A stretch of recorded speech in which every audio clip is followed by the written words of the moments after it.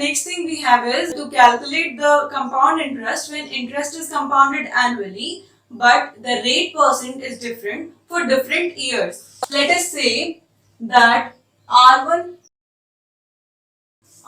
is the rate percent for first year, R2 is the rate percent for second year, and R3 is the rate percent for third year. Similarly, Rn may be the rate percent for nth year. So how do we find out amount?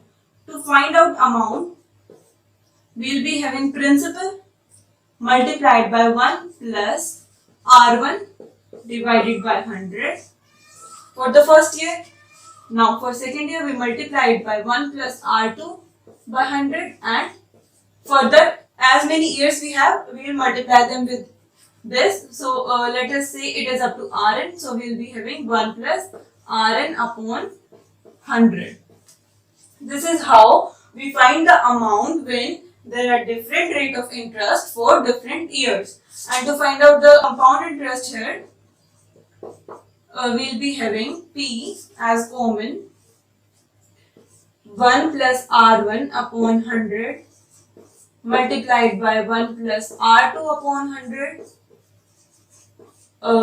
up to 1 plus Rn upon 100 minus 1. This would be a minus 1 would be inside the bracket of P. So this would be a compound interest when there are different rates of interest per year for different years. Now let us do a question on this.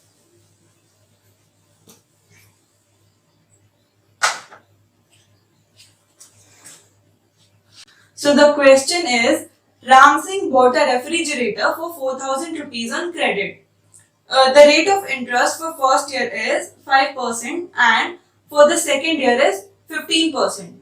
How much will it cost for him if he pays the amount after 2 years? So we have the principal we have is 4,000. 4,000 is the principal. Time we have is 2 years. And there were two rate percentages. So for first year, rate was 5%. And for the second year, the rate was 15%. And we have to find the amount.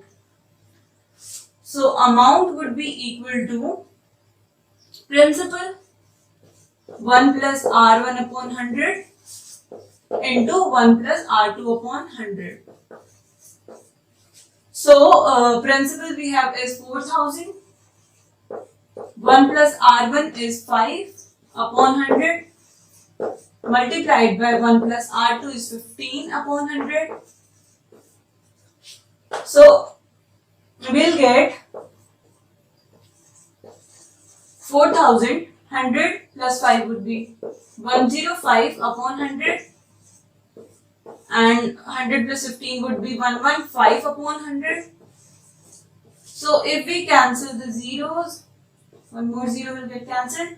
We can cancel this on 5, on the table of 5. So let us say 5 to the 10 and this would be 21. So on 2 it also get cancelled. We get 2 over here. So 2 into 21 would be 42, which will be multiplied by 115.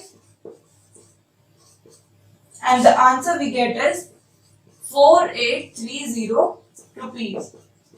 So this would be the total amount he would have to pay at the end of 2 years. Another thing we have is, if P be the value of an article at certain point of time and R be the rate of depreciation per annum in that value, then its value A after n years would be given by A is equals to P 1 minus R by 100 raised to the power n. This P, that is the value of the article, may also be the population of some country or the population of a city, and R% we say is the decrease in the population or the decrease in the value. So A would be the final value of that article after n years, and it would be equal to P 1 minus R by 100 into n. So we are having minus over here as there is a decrease of R% per annum. So let us do a question based on this. The question is, the population of a town 2 years ago was 62,500. Due to migration to cities, it decreases every year at the rate of 4% per annum. So we have to find its present population. See, we have been given that its value 2 years ago. So its principal value was 62,500 and the time we have is 2 years, as it was 2 years ago. So time is 2 years and the decrease percent is 4% per annum decrease. So I am using this because it is decrease in population, 4% decrease. So using this formula to find the present population, that is after 2 years, the population would be given by A. P is 62,500 multiplied by 1 minus R, that is 4 by 100 raised to the power time, that is 2 years. So what we get here is, on the table of 4, 100 would be on 25. So 25 minus 1 would be 24 upon 25 square. So we can open the square here only. So this would be 24 by 25 again. We know 25 into 25 is 625. So this gets cancelled.